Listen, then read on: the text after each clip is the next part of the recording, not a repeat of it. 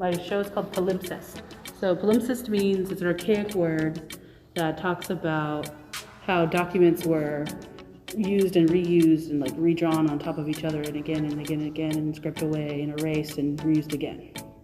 So the work here in palimpsest actually uses maps in kind of their linear form and reuses the substrate that I'm using and redraws them again and again and again. So what I'm hoping to do is comment on social political issues and also achieve so that people can achieve like a greater understanding in living in a more worldly idea as opposed to being more focused on the regions in which they are from. They're all like maps essentially of land masses. Like I'm only tracing lines of kind of like the exterior borders.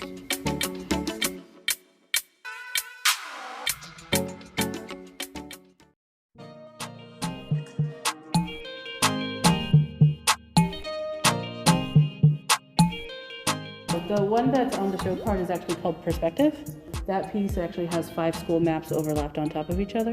And so essentially the 5 maps, they differ because each one is centered on a different continent. So depending on where you went to school, typically most maps you're typically seeing like Europe, Africa in the center, right. But it changes whether it's like Asia in the center, the Americas in the center, the Pacific Islands in the center, or there's also a map that's traced on there that's upside down. And so depending on where you got your education, the center of your world changes. But it also considers, you know, we live in a worldly plane, we share this earth with everybody else that also lives here. So it goes into that question of like, how do you record something that's 3-dimensional on a 2-dimensional plane? And then how do you consider not only like your own personal region, but like having a greater understanding for everybody else?